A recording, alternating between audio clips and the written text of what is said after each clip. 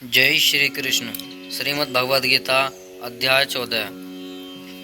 श्री भगवान बोले, ज्ञानों में भी अति उत्तम उस परम ज्ञान को मैं फिर कहूँगा, जिसको जानकर सब मुनिजन इस संसार से मुक्त होकर परम सिद्धि को प्राप्त होते हैं। इस ज्ञान को आश्रय करके अर्थात धारण करके मेरे स्वरूप को प्राप्त हुए पुरुष सृष्टि के आदि में पुनः उत्पन्न नहीं होते और प्रलय काल में भी व्याकुल नहीं होते। हे अर्जुन, मेरी महत ब्रह्मरूप मूल प्रकृति संपूर्ण भूत की योनि है, अर्थात गर्भधान का स्थान है, और मैं उस योनि में चेतन समुदाय रूप गर्भ को स्थापन करता हूँ। उस जड़ चेतन को संयोग से सब भूतों की उत्पत्ति होती है। हे अर्जुन, नाना प्रकार की सब योनियों में जितनी मूर्तियां अर्थात शरीरधारी प्राण उत्पन्न होते हैं, प्रकृति तो उन सबकी गर्भ धारण करने वाली माता है और मैं बीज को स्थापन करने वाला पिता हूँ। हे अर्जुन, सत्वगुण, रजोगुण और तमोगुण ये तीन प्रकृति से उत्पन्न तीनों गुण अविनाशी जीवात्मा को शरीर में बांधते हैं। हे निष्पाप, उन तीनों गुणों में सत्वगुण तो निर्मल होने के कारण प्रकाश करने वाला और विकार रहित है तथा सुख के संबंध से और ज्ञान के संबंध से अर्थात उसके अभिमान से बांधता है। हे अर्जुन, राग रूप रजोगुण को कामना और आसक्ति से उत्पन्न जान, वह इस जीवात्मा को कर्मों के और उनके फल के संबंध से बांधता है। हे अर्जुन, सब देहाभिमानियों को मोहित करने वाले तमोगुण को तो अज्ञान से उत्पन्न जान, वह इस जीवात्मा को प्रमाद, आलस्य और निद्रा के द्वारा बांधता है। हे अर्जुन, सत्वगुण सुख में लगता है और रजोगुण कर्म में तथा तमोगुण तो ज्ञान को ढककर प्रमाद में भी लगाता रहता है। हे अर्जुन, रजोगुण और तमोगुण को दबाकर सत्वगुण और तमोगुण को दबाकर रजोगुण, वैसे ही सत्वगुण और रजोगुण को दबाकर तमोगुण होता है अर्थात बढ़ता है। जिस समय इस देह में तथा अंतःकरण और इंद्रियों में चेतनता और विवेक शक्ति उत्पन्न होती है, उस समय ऐसा जानना चाहिए कि सत्वगुण बढ़ा है।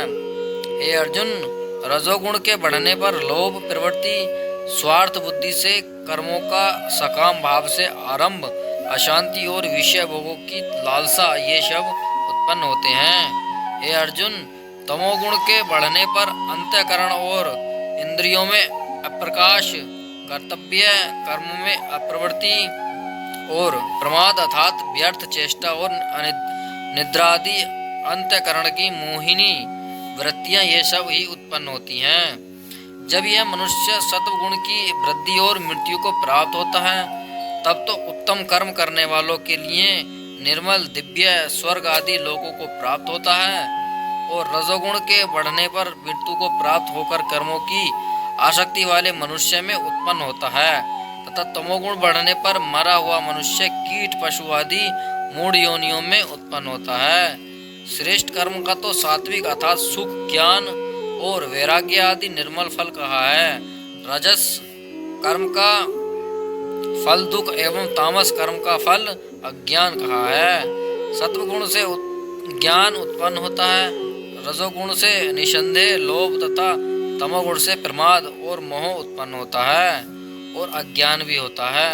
सत्वगुण में स्थित पुरुष स्वर्ग आदि उच्च लोकों को जाते हैं, रजोगुण में स्थित राजस पुरुष मध्य में अर्थात मनुष्य लोक में ही रहते हैं, और तमोगुण के कार्य रूप निद्रा, प्रमाद और आलस्यादि में स्थित तामस पुरुष अधोगति को अर्थात कीट पशु आदि नीच योनियों को तथा नरकों को प्राप्त होते हैं। जिस समय दृष्टा तीनों गुणों के अतिरिक्त अन्य किसी को करता नहीं देखता और तीनों गुणों से अत्यंत परे सच्चिदानंद स्वरूप मुझ परमात्मा को तत्व से जानता है, उस समय वह मेरे स्वरूप को प्राप्त होता है। यह पुरुष शरीर की उत्पत्ति के कारण रूप इन तीनों गुणों को उल्लंघन करके जन्म, मृत्यु, वृद्धावस्था और सब प्रकार के दुखों से मुक्त हुआ परमानंद को प्राप्त होता है। अर्जुन बोले, इन तीनों गुणों से अतीत पुरुष किन किन लक्षणों से युक्त होता है और किस प्रकार से आचरणों वाला होता है, तथा हे प्रभु, मनुष्य किस उपाय से इन तीनों गुणों से अतीत होता है।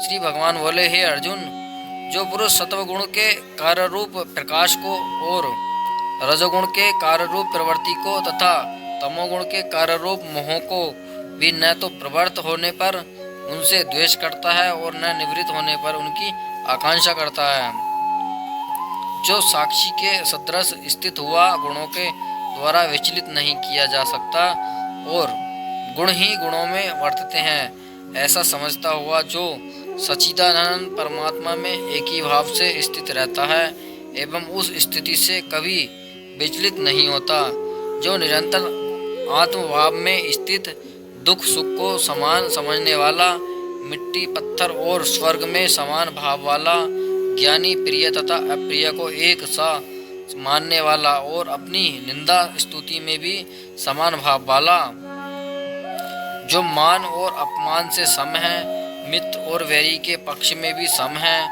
एवं संपूर्ण आरंभों में कर्तापन के अभिमान से रहित है, वह पुरुष गुणातीत कहा जाता है।